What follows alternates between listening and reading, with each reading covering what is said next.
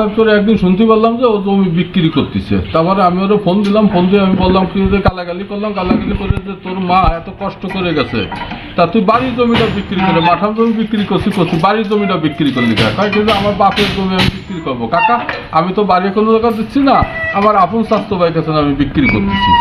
তারপরে কি হঠাৎ করে একদিন এসে দেখি যে বাড়ি বাউন্ডারি দিচ্ছে। তা বাউন্ডারি দিলি ভরা এর ভিতরে আমার ওই বড় জনের ছেলে ফেলে কয় কি যে কাকা আপনি বাধা দিয়েন না, আমরা জমিটা অন্য জায়গায় বিক্রি করে আমরা জমিটা নিয়ে নিছি। আগে ভালো কথা। পরে কই কাকা আগে তো 10 লাখ টাকা দিছি, আর এই 10,50,000 টাকা আপনার আসতে দেবো। তা আমি বললাম কিন্তু তুই কবে জমি দলিল করে দিবি? টাকা লোকে আমি 1 সপ্তাহের ভিতরে দলিল করে দেবো। পরে আমি স্বপনরে দিয়ে কুবাদ মিয়ার ওই জায়গায় বসে দলিল লেখাইয়ে রেডি করে এখন ওরা ফোন দেয়, ওর কোনো খবর নেই। হঠাৎ করে কিছুদিন পরে ওই মারুফরে ফোন করে বলে যে ওই ইস্টামার দলিল নিয়ে পানি খাও। এখন 15 দিনের কোনো খবর নাই। 15 দিন খবর না নিলে 15 দিন পরে হঠাৎ করে আমার ফোন দিচ্ছে, ফোন দিয়ে বলতেছে যে কাকা আমি আপনার হাতে টাকা নিছি, আমি জমিটা দলিল করে দেবো, আমি এক জায়গায় আইছি, আমি কিছুদিন পর দলিল করে দেবো, আমি আগে কোনো দলিল করে দিতে পারবো না। তা আমি বললাম কি যে তুই টাকাও নিয়ে গেলি, সে জমিও দলিল করে দিয়ে গেলি না, কারণটা কি? পরবর্তী কয়েকটি কাকা পুতা আমি দিয়ে দিছি, জায়গা দিয়ে দিছি, তারা তো গদ্দর উঠেছে, সব কিছু উঠেছে, কোনো সমস্যা নেই। আমার বন্ধু আমি 3 লাখ টাকা দিয়ে দিছি, আর বাদ বাকি টাকা আমি নিয়ে নিছি। কিছুদিন ওরা কাজকর্ম করতেছে, কিছুদিন পরে ওর বোন ফরিদা সে 3 লাখ টাকা চাইছে। ওরা বলছে কি যে জমির দাম যা, তার থেকে তো 50,000 টাকা আমাকে বেশি দিয়াই আছে। আরও কাকার হাতে টাকা দিছি, দলিল লেখাইছে, জমির দলিল করে দাও, যদি 50,000 দেওয়া লাগে দিয়ে দেবানি। এখন ওর বোনরা হাতে টাকা দেওয়া হয় নাই, ওর বন্ধু তো আগেই টাকা দিয়ে আসছে, পরে টাকা দিতে হবে কেন? আমি তো গালিগালাজ করছি, গালিগালাজ করলে ওরা হঠাৎ করে এরা কাজ করতেছে, ওরা হঠাৎ করে সমীর দারোগা একটা অনফোর্টিবল করে নিয়ে এসেছে। পরে সমীর দারোগাকে কি আপনারা কাগজপাতি প্লেস না করে কোনো লোকে গদ্দ দিতে হবেন না। আগে যে ওসি সাহেব ছিল সমীর দারোগা, আমাদের 2 পক্ষরে ডাকছে, ডাইকে কাগজপাতি দেখছে। ওসি সাহেব আগের ওসি সাহেব বলছে কি যে না, লিগালে তো শ্বশুরির জায়গা সে অর্ধেক পাবেই, আর সে যে 3% কিনা সম্পত্তি সেটাও সে পাবে। তা আপনি প্রতিদিন হরানি করেন কে?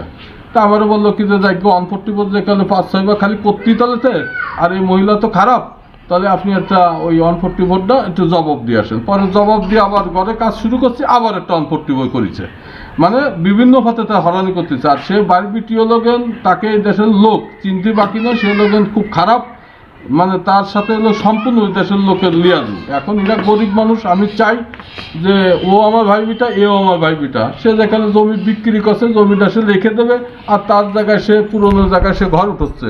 এ জায়গায় বাধা বিঘ্নত কোনো কিছু আমি বুঝি না। বারবার কারই গরিব মানুষ, সে তার ছেলেটা বাপটা মারা গেছে, 5-6টা ছেলে মেয়ে নিয়ে সে এতিনির মতন, এখন সে কোথায় যাবে? তারপর সে ঠিক করে থাকতেছে তোর পুতা আর পশ্চিম পুতা তুইও ঠিক করে থাক। তাই এই জায়গাতে গ্যাঞ্জামের কোনো কিছু দেখি না। এখন যাতে গরিব মানুষ তাকে যাতে সুরাহাটা পায়, আপনারা সেই চেষ্টাটা করে তার যাতে সুরাহা হয় সেই কাজটা করে দেন। আমার শ্বশুরের ভিটে আমার স্বামীরা 2 ভাই 1 বোন ছিল। তা 2 ভাই 1 বোন ছিল। আমার স্বামী, আমরা আমার ছেলে মেয়ে নিয়ে আমি খুলনা শহর থাকতাম। খুলনা শহর প্লাটিনামে চাকরি করতো, চাকরি চলে গেছে, আমি খুব অভাবে ছেলে মেয়ে নিয়ে সেইখানেই রয়েছি। এখন চাকরি চলে গেছে, আমার স্বামী মরে গেছে, এখন আমি কিভাবে ওখানে থাকবো? এই জন্যে আমি এই জামাইকে কাছতে ও দৈনিক আসে কাকি আমার বাড়ি জমা দেবো, মানে আমি 2.5 শতক জমি অন্য শরীরের ওর কাছতে রাখিছি। রাখার পরে নৌকায় কি আমি আরো জমি দেওরের ছেলের কাছতে রাখছি। নাম কি তার? তার নাম আলামিন, আল মামুন আর সুমি আক্তার। এটা 2 ভাই বোনের কাছতেই আমি রাখিছি 2.5 শতক। আর আমার শ্বশুরের যে জমি আমি পাবো, সেই জমিটা ও কইছে যে কাকি আমার তোমারটা তো তুমি পাবা, আর আমারটাও তোমার কাছে আমি বেচবো। এই কইয়ে আমার কাছে টাকা নিচ্ছে। আমার কাছে জমি বেচতে চাইয়ে ওই যে স্ট্যাম্প দিয়েছে 10টা 5টা স্ট্যাম্প দিয়ে আমার কাছে টাকা নিয়ে সে কইছে কি তোমরা যাইয়ে দলিল লেখোগে, আমি আইসে সই করে দিয়ে দেবানি। তাই সই করে দেওয়ার কথা কইয়ে সে পালাতো। এরপরে আর টাকা মানে দলিল করে দেয় নাই? না, দলিল করে দেয় না। আমরা দলিল লেখে আমরা সেখানে বসে বসে। এখন তারা খোঁজ থাকলে আমরা চলে আইসি। আইসে এখন শুনি কি যে সে কোন রাষ্ট্রে কুহানে গেছে, কেউ করতে পারে না, তার চাকরি ছেড়ে দিয়ে সে চলে। মেলা হরানি করতেছে, নিজ বিচার যা আমি তাই চাই।